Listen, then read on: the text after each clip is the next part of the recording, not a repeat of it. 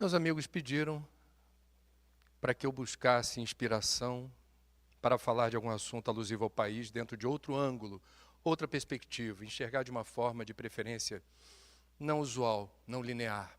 Eu fui buscar inspiração no alto, bem alto. Eu fui buscar no astro-rei, eu fui buscar no sol.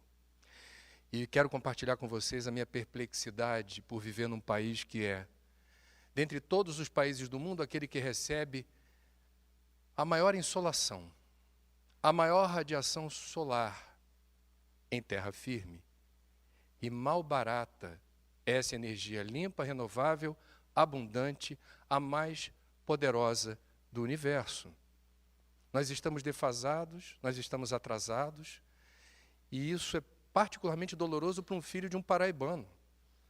Porque eu, quando tinha 11 anos, fui conhecer a Paraíba e uma das imagens que me marcaram foi passeando no campus da Universidade Federal de lá, ver placas fotovoltaicas. Isso foi em 1977, uma unidade de pesquisa com células solares. E é assim hoje na Universidade Federal de Pernambuco, na Universidade Federal de Santa Catarina. A gente adora pesquisar, enquanto outros países estão fazendo diferente, com muito menos sol do que o Brasil. Eu vou fazer um resumo para tentar compartilhar com vocês uma certa angústia esperançosa, que eu acho que ainda há tempo da gente virar esse jogo. O sol é hoje a fonte de energia que mais cresce no mundo, aproximadamente 30% ao ano. Já existem 2.000 quilômetros quadrados de placas solares espalhadas por aí, gerando energia equivalente a 50 hidrelétricas de Itaipu. O preço, o custo do kit dos componentes solares está despencando assombrosamente. Caiu pela metade nos últimos 5 ou 6 anos e vai continuar caindo. E o Brasil lembra do sol para bronzear a pele. A gente tem 3 países que lideram o ranking de uso inteligente de energia solar. Pela ordem, o principal, Alemanha, depois China, depois Estados Unidos. Eu tive o privilégio de visitar recentemente esses 3 países como jornalista para ver de perto o que eu vou falar para vocês. Na Alemanha, eu testemunhei os resultados de uma política pública caríssima, em respeito ao cidadão alemão que, depois do acidente nuclear de Fukushima, decidiu desativar os reatores nucleares. Phase out em todas as usinas atômicas, substituindo o urânio por fontes limpas e renováveis, principalmente o sol e o vento.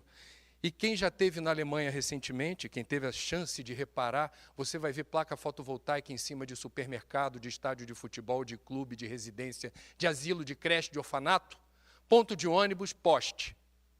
O alemão tem muito menos sol que o Brasil. Quem quiser acompanhar de perto o que acontece no verão europeu, o país mais rico e populoso da Europa é a Alemanha, e não raro, a principal fonte de energia, quando o sol brilha, o pouco sol que brilha na Alemanha, vem a ser a principal fonte de energia em alguns dias de verão naquele país. Como é que eles conseguiram isso?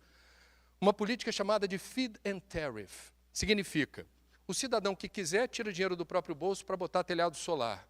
E o governo, por contrato, vai comprar o excedente dessa energia, o que for acima do que eu demando na minha casa, no meu clube, na minha empresa. Eu vou estar num sistema interligado, em que o que é exportado é remunerado em euro, com uma tarifa diferenciada, para valer a pena, funcionar como isca. E isso funcionou. E isso já vem de algum tempo. Eu tive na Alemanha já 3 vezes. A primeira vez que eu tive foi cobrindo Copa do Mundo em 2002. Eu conheci um mestre de obra na cidade de Marienfeld, no sul da Alemanha. Mestre de obra com uma casa bonitinha. Eu falei, se o jornalismo não dá certo no Brasil, já sei o que eu quero fazer. Ser mestre de obra na Alemanha. Porque era uma casa bonitinha, com gramadão, piscininha. E 10 placas fotovoltaicas do tamanho de mesas de ping-pong. E não tinha essa pauta se criou a partir da nossa curiosidade. É uma residência com tanta placa fotovoltaica, por quê? Chegando lá, nós conversando com esse mestre de obra, em resumo, ele disse o seguinte, toda a economia da família está no meu quintal. E eu já fiz a conta. Em 12 anos eu pago o que eu gastei aqui. A minha aposentadoria está lá, em euro. Os alemães não perderam tempo, aproveitaram a energia do sol e estão dando um exemplo interessante para o mundo. O segundo país é a China. Eu tive em março do ano passado na China e tive o privilégio de conhecer a maior fábrica de produtos solares do mundo. equipamentos, placas, conversores. Chama-se Ingle, com Y, Ingle Solar. Foi uma das patrocinadoras da Copa do Mundo. Então, ganharam dinheiro à beça. Eu perguntei para o diretor da fábrica, que é enorme, lembra a CSN, é gigantesca, linhas de montagem com robôs e operários, tem de tudo. É lucrativa essa indústria? Hoje? Ele falou, eu estou exportando para 100 países meus equipamentos. Nenhum deles se chama Brasil. E o principal comprador é o próprio chinês. E na China a gente vê algo parecido do que viu na Alemanha. Um monte de casinha, um monte de unidade empresarial coberta de placa fotovoltaica. E a China tem várias razões para fazer isso. A primeira delas, eles estão respirando fumaça e não suportam mais isso. A China está assentada sobre a terceira maior jazida de carvão mineral do mundo, precisa gerar emprego e renda, produzir riqueza, muita energia, fome de energia. Qual é a energia barata e abundante? Carvão. Vamos queimar, vamos queimar, vamos queimar. Vamos morrer, vamos morrer, vamos morrer. É o que aparece num artigo científico que teve repercussão internacional na prestigiada revista médica Lancet britânica, assinado o artigo por um ex-ministro da saúde chinês, estimando em 1 milhão de óbitos por ano na China, decorrentes de problemas respiratórios causados ou agravados pela inalação de veneno, de poluente, que sai da onde? Da chaminé da fábrica que queima carvão ou do escapamento dos carros. Eles licenciam 1 milhão de veículos por mês. Aquela imagem da China, todo mundo de bicicleta, está um pouco caducada. O povo gostou de carro como nós aqui.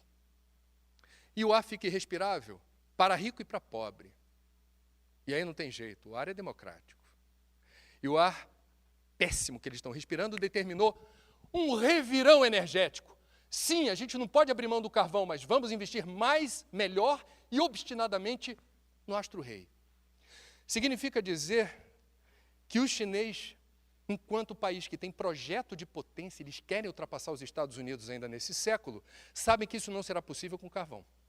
Eles vislumbram no horizonte do cenário de transações comerciais algo que o FMI da Christine Lagarde já vaticinou como provável.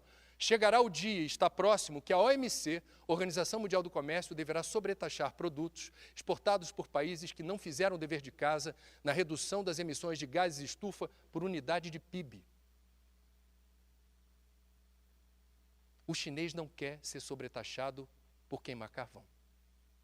E aí temos um indicador alvissareiro importante que dá esperança. Há 40 anos, a Agência Internacional de Energia, que é o órgão máximo que mede, entre outras coisas, emissões de gases de estufa no mundo, vem medindo exatamente o quanto a gente está poluindo a atmosfera por conta das fontes de energia que são sujas. 80% da energia que move o mundo é suja. Carvão, petróleo e gás. Pois bem, apenas 3 vezes em 40 anos não houve crescimento das emissões. Apenas 3 vezes. Dessas 3, 2 porque o mundo não cresceu, não houve crescimento econômico, recessão. E uma, ano passado, 2014, o mundo cresceu mais de 3%. Mas as emissões de gases de estufa não. Como explicar isso? Diz o relatório da Agência Internacional de Energia, China. O esforço chinês para conter as emissões apostando principalmente em sol e vento. Eu tive nos Estados Unidos e pude testemunhar os resultados concretos da política de Barack Obama para o setor energético. Os Estados Unidos, em 4 anos do primeiro mandato de Obama, multiplicaram por 7 a área onde há aproveitamento solar para a produção de energia elétrica. Os Estados Unidos, quando estiveram no Brasil, Barack Obama se reunindo com Dilma Rousseff no Brasil, no Teatro Municipal. Obama no Brasil. E o Lula dizendo que Obama se parece com um Brasil, um baiano. E a gente levou Obama para ver etanol, levou Obama para ver biodiesel. E Obama, na agenda bilateral, ponto mais importante da visita, isso não tem 4 anos. O ponto mais importante da agenda era que o Brasil reconhecesse os Estados Unidos como cliente preferencial na venda do petróleo da camada pré-sal. Porque os Estados Unidos não eram autossuficientes em petróleo e compravam petróleo de países hostis aos Estados Unidos, como Venezuela. É melhor com o Brasil. Descobriram o pré-sal? Estou dentro. Meus amigos, não sei se vocês sabem, caducou, não faz sentido, o Obama não quer saber de pré-sal. Passaram-se pouco tempo, 4 anos. O Obama não está nem aí para o petróleo da camada pré-sal. Ano passado anunciou que está por vir, no intervalo de poucos anos, a tão sonhada autonomia energética dos Estados Unidos, inclusive para não precisar invadir países soberanos como o Iraque, onde eles mataram 100 mil civis. A procura de petróleo na segunda invasão? Autonomia energética. Por quê? Primeiro, por causa do gás do xisto, que é um gás, é uma fonte de energia menos poluente que petróleo, carvão e gás, porém, há impacto sobre o lençol freático. A engenharia não está avançada ainda para livrar o xisto de problemas. E segundo, porque os Estados Unidos abriram a porteira para a solar e eólica. Os Estados Unidos descolaram, a China descolou, a Alemanha descolou do que o Brasil está obsessivamente perseguindo. O Brasil continua sendo um país que aposta todas as fichas na energia certa no século errado. Petróleo foi referência no século XX. Mas o petróleo não será referência em breve no século XXI. Ele será importante, não será referencial nem estratégico. Petróleo é sinônimo de encrenca, porque a queima do petróleo gera gases de efeito estufa e o mundo declarou guerra ao aquecimento global. E o Brasil? O Brasil, em outubro do ano passado, fez o primeiro leilão para a contratação de energia solar pela empresa de pesquisa energética, a EPE. Fez uma concessão. Nem todo mundo no governo achava importante fazer isso, mas a pressão dentro do Brasil é grande para que a gente não fique tão defasado e descolado. Foi surpreendente o deságio. O Brasil estava disposto a pagar, o governo brasileiro, X. Era o preço mínimo. A partir disso aqui, o Brasil compra, os interessados que se manifestem. O deságio chegou a 18%. Ninguém esperava. 31 projetos solares foram contratados. Saímos do atoleiro, da inércia. Ok, não faz vista lá fora. É o primeiro passo. Vamos ser positivos. Estamos avançando, devagar, muito atrás dos outros. E aí o que acontece? A Petrobras, num esforço monumental para retirar de suas entranhas o vírus da corrupção, tardiamente divulga seu balanço, contrata um ex-presidente do Banco do Brasil, que não entende nada de petróleo, para fazer uma saneada nas suas finanças, divulga seu novo planejamento estratégico, onde não aparecem 3 letras. S-O-L. A Petrobras não é uma empresa de petróleo, é uma companhia de energia. Assim afirma o seu estatuto.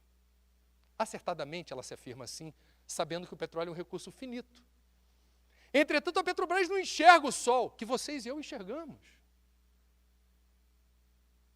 A Petrobras perdeu metade da sua riqueza no intervalo de 1 ano. Está endividada até o pescoço. E para quê? Para explorar petróleo. E aí, semana passada, não sei se vocês sabem, mas eu deixei para o final, para reportar, talvez, uma das mais importantes invenções, certamente desse século, mas da história da humanidade. Na China, nos Estados Unidos e na Alemanha, eu vi a mesma preocupação. André, a gente está pegando o sol quando faz sol. Agora, quando não faz sol, não dá para gerar energia.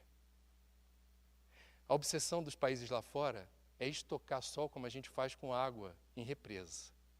Quando faz sol, você pega e deixa armazenada numa pilha, numa bateria, em escala, para poder operar comercialmente smart grid com sistema compartilhado, que é a expressão que eles usam, com conforto, com estabilidade. Os alemães apostando, é autossuficiência germânica, o orgulho germânico por desenvolvimento tecnológico, é questão de tempo a gente chegar lá. O chinês dizendo, é questão de tempo a gente chegar lá. E a Tesla, pioneira em carros elétricos, o CEO da Tesla, carro elétrico não tem motor a combustão, tem bateria. Desenvolveu tecnologia na área da bateria residencial e bateria para empresas. lançou um produto chamado Powerwall. Semana passada. O que é o Powerwall? É a bateria que você vai estocar sol.